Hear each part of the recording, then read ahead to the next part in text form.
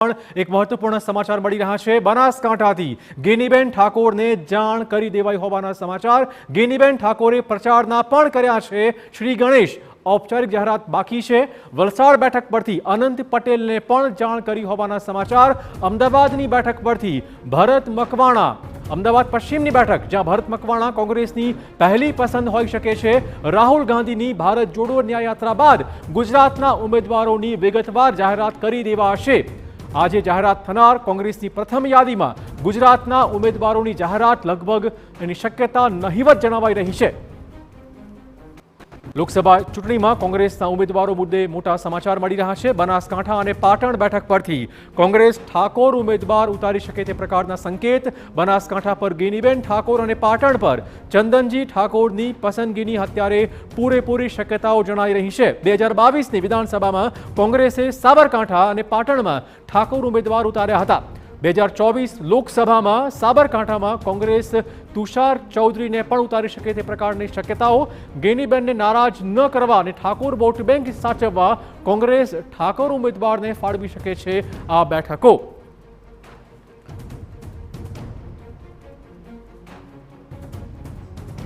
तो नरेंद्र आपने पूछी कि कांग्रेसनी जो बात करिए तो हजू सुधी एक पण उम्मीदवारनी जाहेरात थई नथी ऑफिशियली। क्या प्रकारना सूत्रों कही रह्या छे, जानकारी शुं आपी रह्या छे?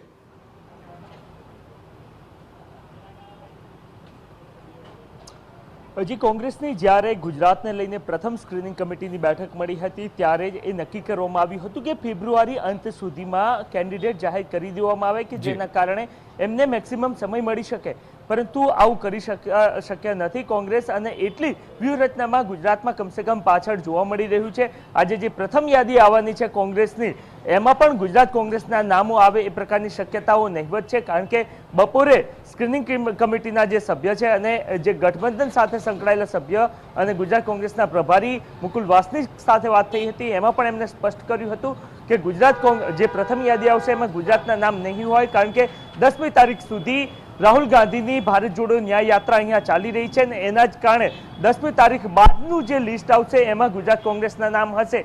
જો નામની વાત કરવામાં આવે તો બે લોકોને જાણ કરી દેવામાં આવી છે, એમાં ગેનીબેન ઠાકોર કે જેઓ અત્યારે હાલ ધારાસભ્ય છે અને આ સિવાય એ બેઠક આમ તો કોંગ્રેસ અને ભારતીય જનતા પાર્ટી ઠાકોર સિવાયના અન્ય ચહેરાઓને આપતી હોય છે, કારણ કે એ બેઠક પર ઠાકોર આ સિવાય ચૌધરી અને પાટીદાર મતદાતાઓ એ સમગ્ર પટ્ટામાં પ્રભુત્વમાં જોવા મળતા હોય છે, પરંતુ આ વખતે ઠાકોર કેન્ડિડેટને કોંગ્રેસે ટિકિટ આપી છે અને એના જ કારણે અન્ય બેઠકો પર પણ સમીકરણો અલગ પ્રકારના જોવા મળી શકે છે।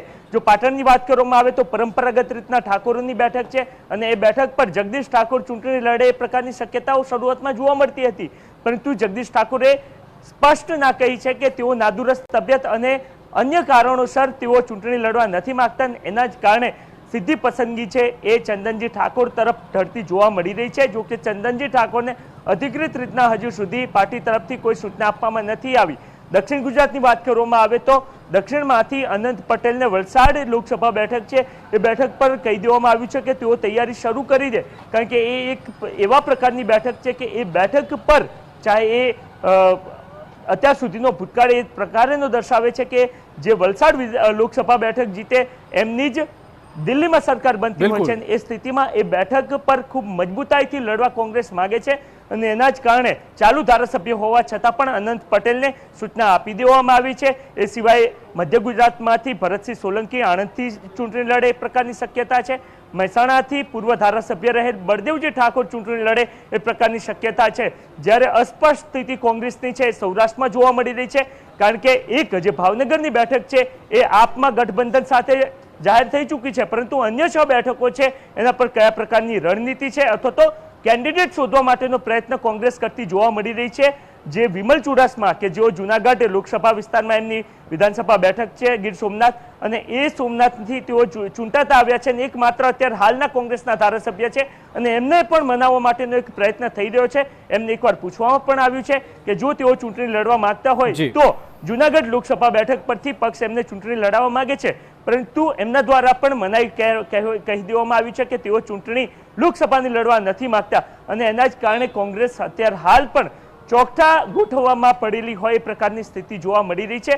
પ્રયત્ન એ છે કે સર્વસંમતિ સાથે ચહેરાઓ પસંદ થાય અને ચહેરાઓ કમસે કમ એવા હોવા જોઈએ કે જે સક્ષમતાથી લોકસભાની ચૂંટણી લડી શકે, કારણ કે જૂનાગઢ બેઠક એક એવી બેઠક છે ભાજપના જે ટોટલ મત છે એ અને સામે પક્ષે આમ આદમી પાર્ટી અને કોંગ્રેસના જે મતો છે એ ભારતીય જનતા પાર્ટી કરતા જૂનાગઢ લોકસભા પર વધારે છે અને એના જ કારણે એ દિશામાં પણ પ્રયત્ન થઈ રહી છે કે જે બંને વોટ, કારણ કે ત્યાંથી વિસાવદરની જે બેઠક છે એ પણ બાય ઇલેક્શનમાં લડવાની છે અને કદાચ કોંગ્રેસ આમ આદમી પાર્ટીના ફાળે જ એ બેઠક જાય એ પ્રકારની શક્યતા છે. એ સ્થિતિમાં બંને પક્ષ એક સાથે લડતું ત્યાં જોવા મળે અને એ બેઠક પર મજબૂતાઈથી કોંગ્રેસ લડે એ પ્રકારની શક્યતા છે અને એના જ કારણે કોઈ સારો ચહેરો પસંદ કરવા માટે ગઢમથર ચાલતી કોંગ્રેસમાં જોવા મળી રહી છે. જે માહિતી પ્રાપ્ત થઈ રહી છે એ મુજબ લોકસભા જે કેન્ડિડેટ છે 10મી તારીખ પછી જ જાહેર થશે. ધન્યવાદ નરેન્દ્ર, તમામ જાણકારી બદલ. 10 તારીખ પછી રાહુલ ગાંધીની ગુજરાતની આ ન્યાયયાત્રા પૂરી થાય તે પછી જ ગુજરાત કોંગ્રેસના ઉમેદવારોના નામની જાહેરાત હાલમાં શક્ય લાગી રહી છે. જો કે કેટલાક ઉમેદવાર એવા છે કે જેમને ટેલિફોનિક જાણ કરી દેવાઈ છે અને તેમણે ચૂંટણી પ્રચાર પણ ચાલુ કર્યો છે.